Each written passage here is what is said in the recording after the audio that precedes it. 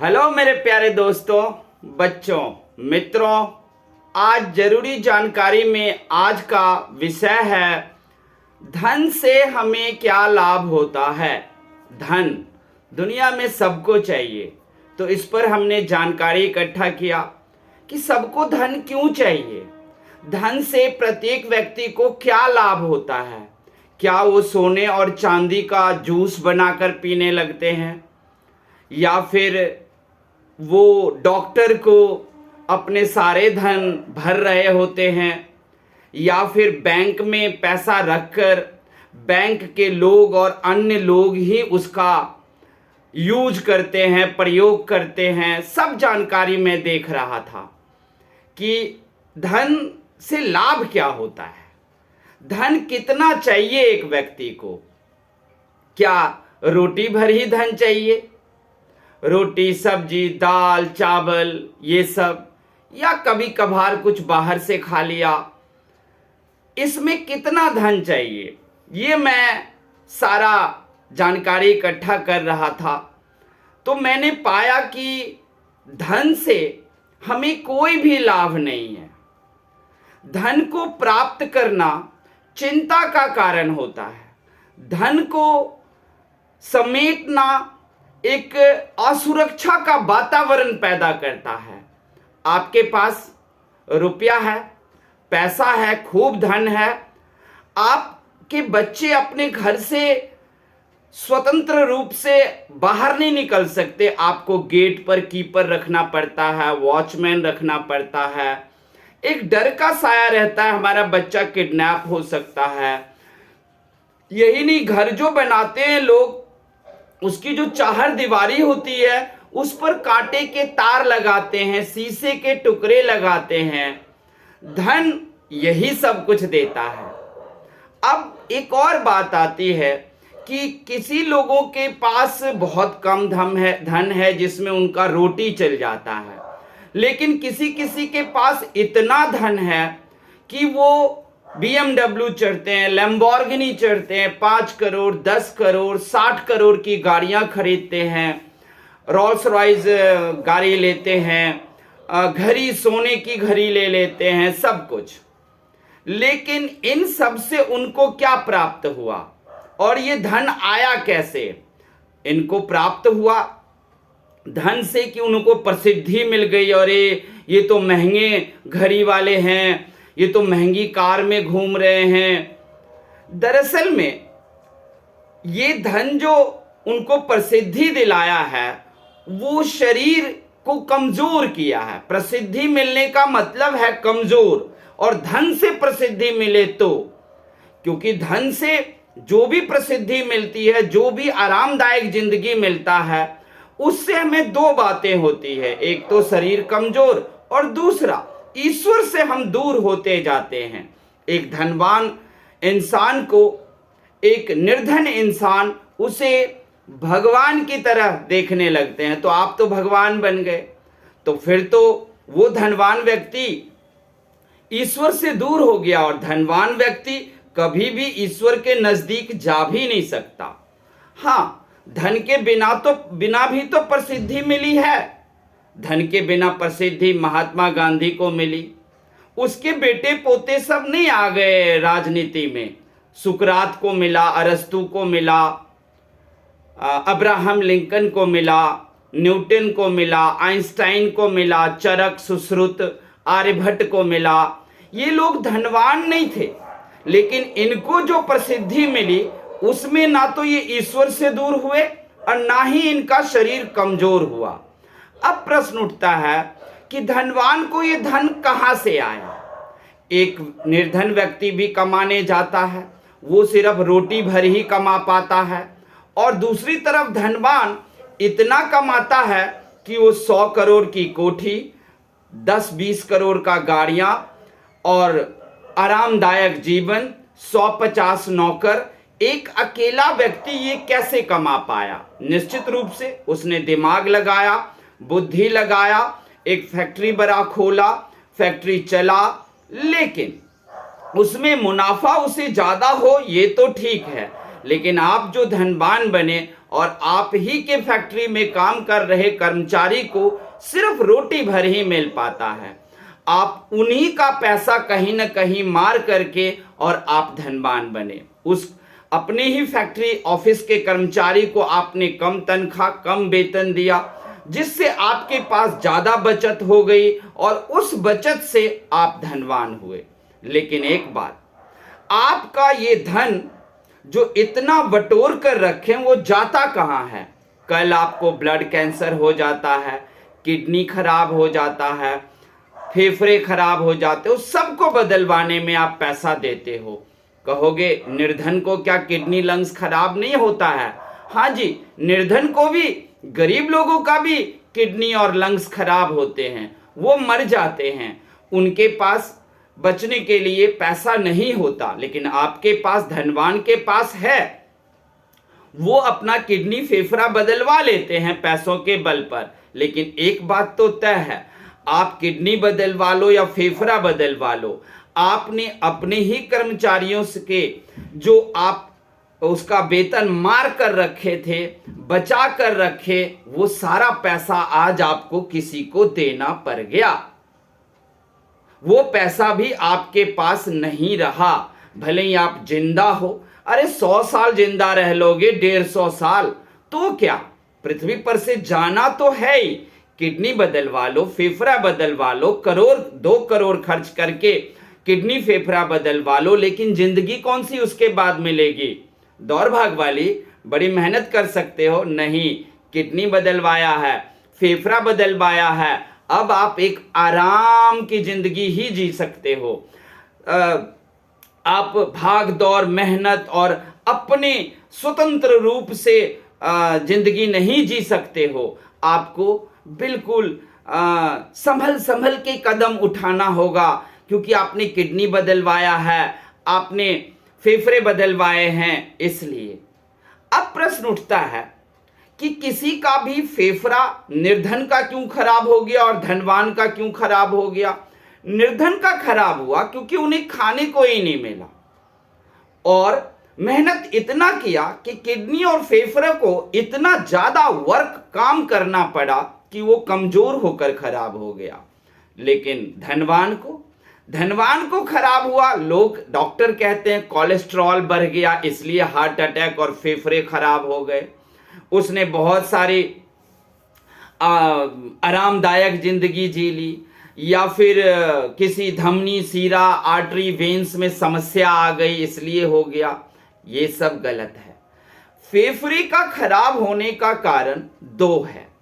पहला कारण है कि आपने निश्चित तौर से कोलेस्ट्रॉल या शराब या दारू आपने पी ज्यादा, तो फेफड़ा, किडनी खराब होगा, या स्टमक, पेट में गड़बड़ी आ जाएगी।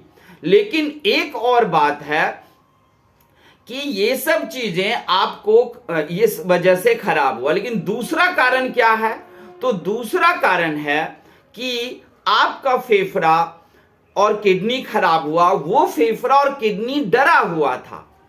जब भी ये जिंदगी डर के साए में जिएगा तो फेफड़ा, किडनी खराब होगा। कौन सा डर भाई?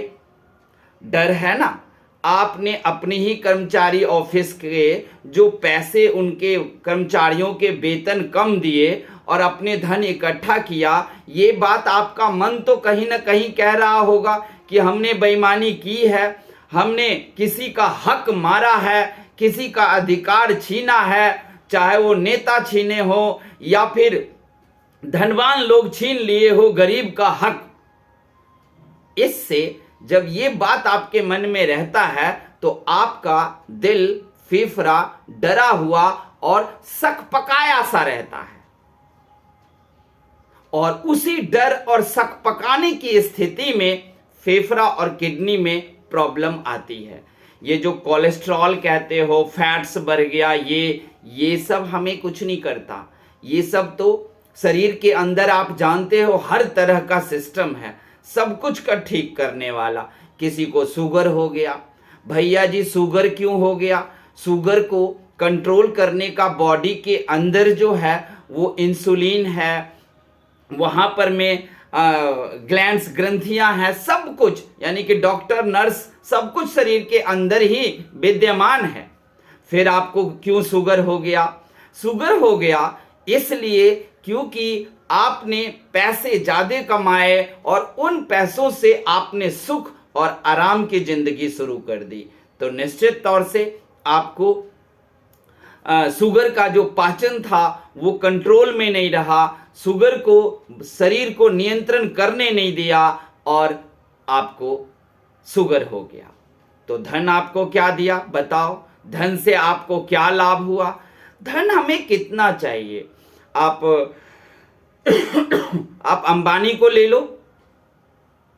अंबानी के पास, मुकेश अंबानी के पास धन की तो कमी नहीं है, लेकिन वो क्या करते हैं? भिंडी की सब्जी और रोटी ही खा सकते हैं। एक गिलास जूस मिल जाएगा ज्यादा से ज्यादा। धन तो इतनी है कि आधी इंडिया चला ले वो, लेकिन उनको क्या नसीब है? भिंडी और रोटी। देख लिया धन क्या करता है?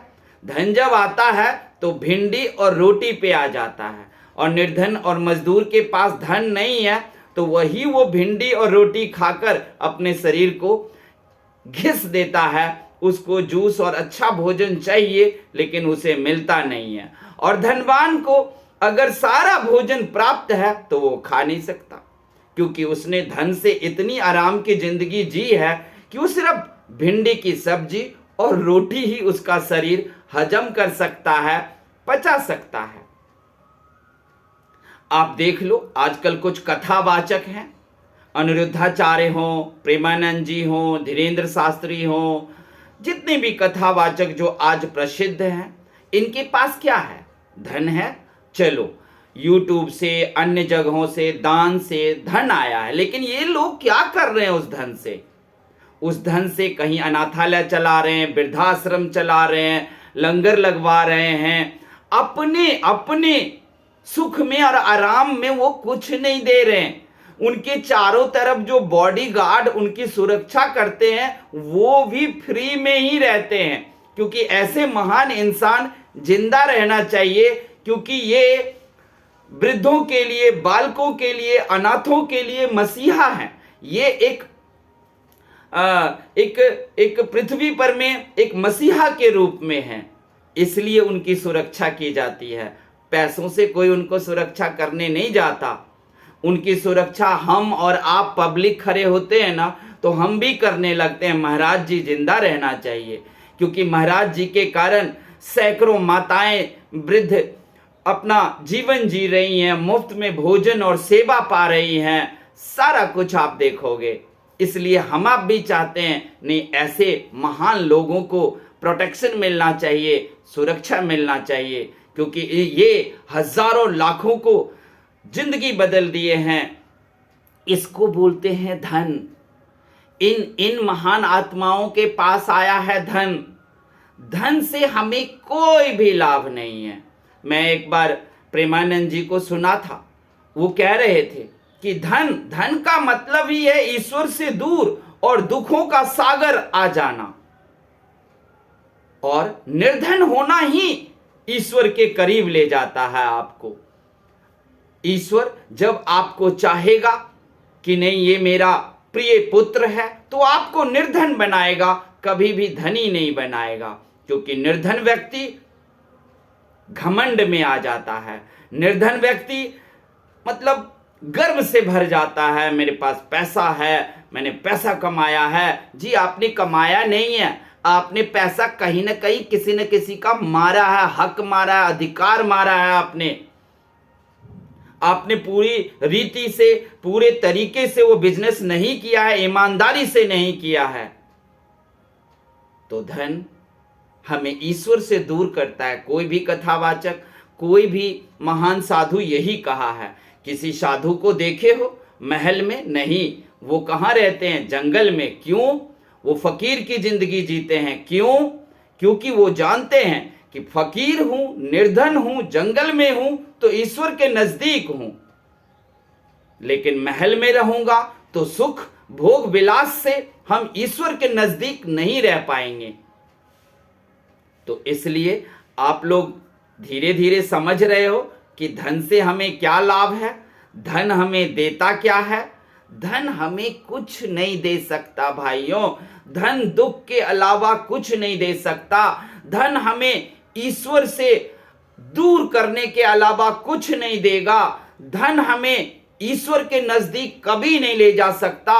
धन हमें कभी भी एक सुखमय जिंदगी नहीं दे सकता। जिसको आप कह रहे हो सुखमय जिंदगी, वो सुखमय जिंदगी नहीं है आपकी। वो आपका एक कहते हैं ना हेलुसिनेशन हो गया है। आपके अंदर मति भ्रम हो गया है कि जो मेरे पास कार बंगला कोठी नौकर चाकर है वो सुख है, और मैं रोज शराब पीता हूं, दारू पीता हूं, मैं तरह तरह के नशा से एकदम अपने मन में मगन रहता हूं। ये सब आपका मति भ्रम है। आपको हेलुसिनेशन हो गया है। इसलिए मैं कह दे रहा हूं, निर्धनों गरीबों, तुम हो ईश्वर के नजदीक। तुम्हारे पास है एक अच्छी जिंदगी। तुम जी रहे हो पृथ्वी पर में एक असली जिंदगी। किसी मजदूर और निर्धन को डर नहीं है कि मुझे कौन किडनैप करेगा, कौन उठा के ले जाएगा। एक भी अमीर और धनवान व्यक्ति से पूछो कि क्या आपके पास किसी न किसी प्रकार का आपके पास डर है या नहीं है, बता दो। आपके पास सरकार है, मंत्री है, प्रशासन है, लेकिन फिर भी आपके अंदर एक डर है या नहीं है? हर एक धनवान कहेगा। आप लोगों का मन कहेगा हाँ, धनवान के पास किसी न किसी प्रकार का डर तो होगा, चाहे पूरी प्रशासन उसके साथ क्यों ना हो। अरे पूरी प्रशासन आपके साथ होना ही एक डर है।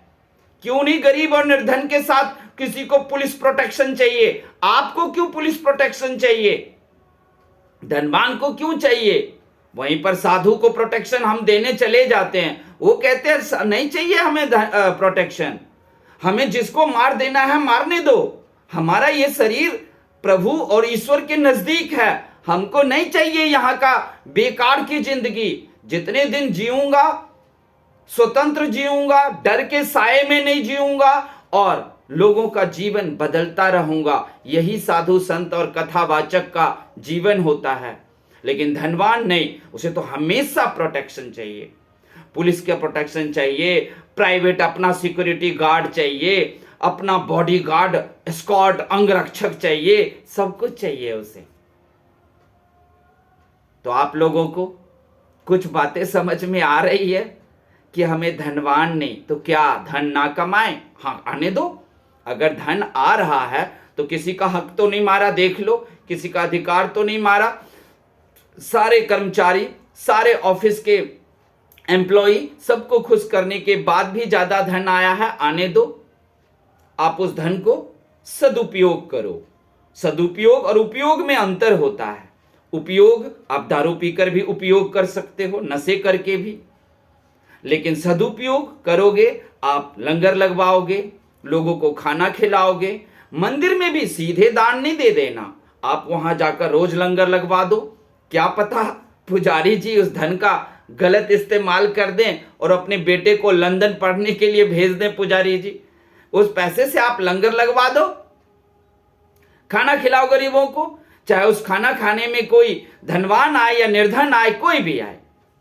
एक और बात कि मैं आपको कहना चाहूंगा, कभी कभी हमें लोगों ने पूछा है कि अगर रास्ते पर परे हमें धन मिल जाए तो उठाना चाहिए कि नहीं।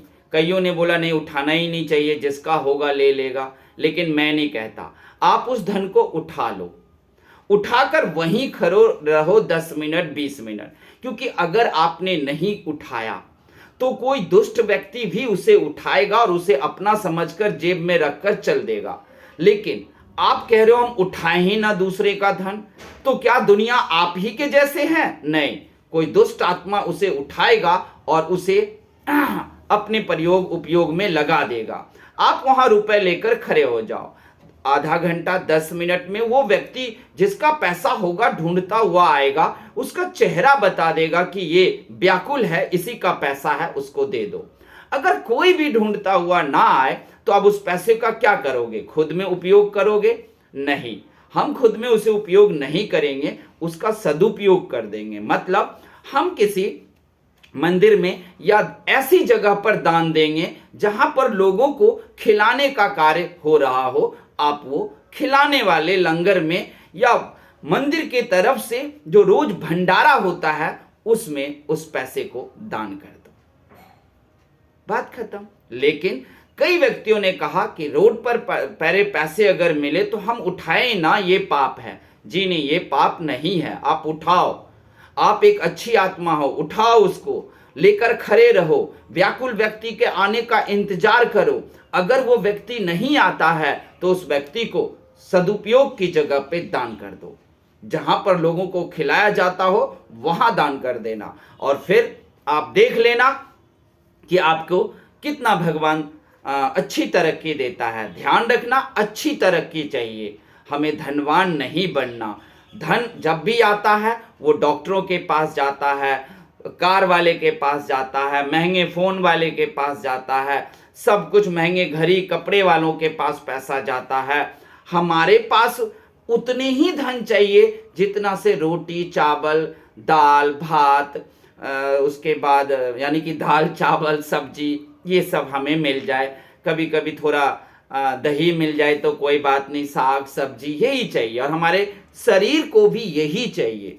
आप बाहर लगातार 3 से 6 महीना खाकर देखो होटल में बढ़िया बढ़िया चीज, आपको शुगर हो जाएगा। और आप अपने पतीले में उबाल कर माड़ भात खा के देखो, कभी शुगर नहीं होगा, कभी शरीर में कोई तकलीफ नहीं होगा। मैं एक वैसा व्यक्ति हूं कि आज तक जिंदगी में हमने कोई टैबलेट नहीं खाई है, कोई मेडिसिन दवाई नहीं खाई है, और बिल्कुल स्वस्थ हूं, ठीक हूं। मैं रात को कितने बजे भी आऊं, लेकिन अपने घर में आकर अपना ही गीला चावल हो या गीले आटे की रोटी हो, कुछ सब्जी हो, दाल हो, यही बनाकर खा लेता हूं। तो आप पता चला धनवान होने से क्या लाभ है। धनवान होने से कोई लाभ नहीं है, सिर्फ हानि ही हानि है। ईश्वर से दूर, लोगों के बीच में नफरत का पात्र, डर का साया, ये सब कुछ आपको धन से ही मिलता है। लेकिन अगर धन आ जाए, जबरदस्ती आए, तो क्या करोगे, बता दिया है। उसका सदुपयोग करना, लोगों को, जरूरतमंदों को मदद कर देना, किसी की बेटी की शादी करा देना, किसी के भंडारा करके निर्धनों को खिलाना, और गरीबों में झुग्गी झोपड़ियों में जाकर कपड़े बांट आना, यही सारी चीजें आपका धन से कर सकते हो अगर आ जाए तो। वरना धन से आपको कोई लाभ नहीं है। अगर आप अच्छे व्यक्ति हो तो धन से भी आपको लाभ नहीं है। आप भंडारा करोगे तो किसी और को लाभ है, कपड़ा बांटोगे तो किसी और को लाभ है। तो यही मैंने जानकारी इकट्ठा किया था कि धन से हमें क्या लाभ है। आप लोगों को ये कैसा लगा हमें बताना और कमेंट करना। अच्छा लगे तो चैनल को सब्सक्राइब कर देना, और कोई भी गलती हुआ हो, जैसे मैंने गलत तर्क दे दिया हो, तो उस तर्क को पहले आप अपने जीवन में उतार के देखना। मैं सबको बोलता हूं कि मैं जो कुछ भी बोल रहा हूं वो आप खुद करके देखो, फिर मेरी बात को सच मानना, और आप खुद में सोच के देखो कि क्या ये तर्क सही है या नहीं। अगर तर्क सही नहीं है तो आप कमेंट में डालो कि आप यहां पर गलत बोल रहे हो, और मैं उस चीज को सुधार करूंगा। अगर ऐसा नहीं है कि मेरी बात में कोई गलती है, मैंने कोई गलत जानकारी इकट्ठा किया है, तो भी आप वो उस बात को लिखो। और बहुत अच्छा लगे तो हमारे चैनल को सब्सक्राइब कर देना। थैंक यू, धन्यवाद।